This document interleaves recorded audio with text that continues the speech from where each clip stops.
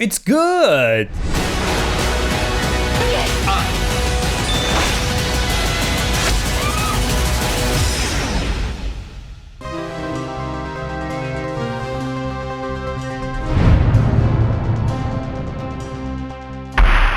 Servus Freunde, my name is Jimmy Cage, and Killing Romance is a hilarious new South Korean comedy that even has some musical numbers.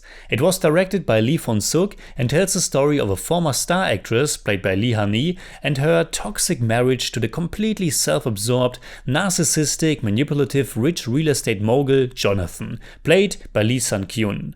For the incredibly out there performances by these two actors alone, the movie is well worth checking out. Aside its domestic release in South Korea, it was only shown at film festivals so far.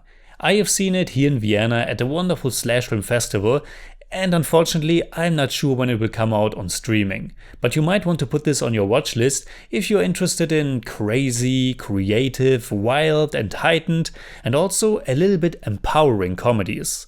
This is, after all, the story of a woman who has to break free from the shackles of a man who really is like the culmination of everything that can be wrong with men.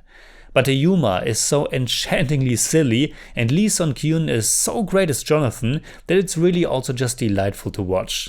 He plays such a douchebag. Someone who has a giant painting of himself with Adonis-like muscles on his wall. Someone who treats his wife as nothing but a trophy. Someone who has to control every aspect of her life.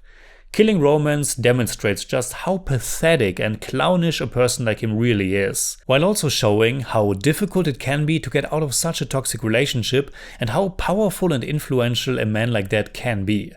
It's like the comedy counterpart to Lee Won-suk's gripping horror thriller The Invisible Man from a few years ago.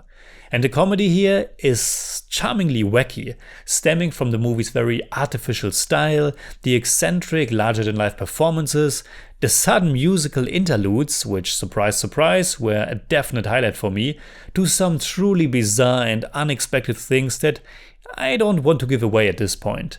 It might have something to do with ostriches.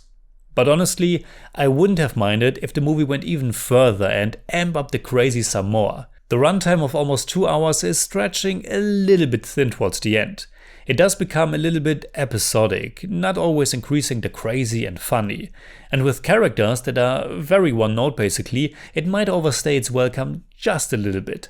For me, it also didn't help that I think it peaks rather early on when it presents us with a truly spectacularly funny and bizarre sequence at a sauna, which is called a jjimjibang in Korean.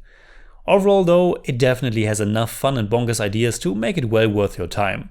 So yeah, it's good! And in German I'd say, es ist gut! Killing Romance ist eine ziemlich wahnwitzige, äußerst stylische und außerdem schön Macho-kritische Musical Komödie, dessen völlig abgehobenen Bösewicht man so schnell nicht vergessen wird. I give Killing Romance 7 out of 10. It's more like 7.3, but I don't do that. It's cool! Alright, that's it like always. Comment below and let me know what you think about Killing Romance. You can hit me up on Twitter, Instagram, Letterboxd and also on Patreon simply at TheJimmyCage. And if you enjoyed this episode, please give me a thumbs up, share, subscribe, whatever you like. And make sure you hit that bell for all I have to tell.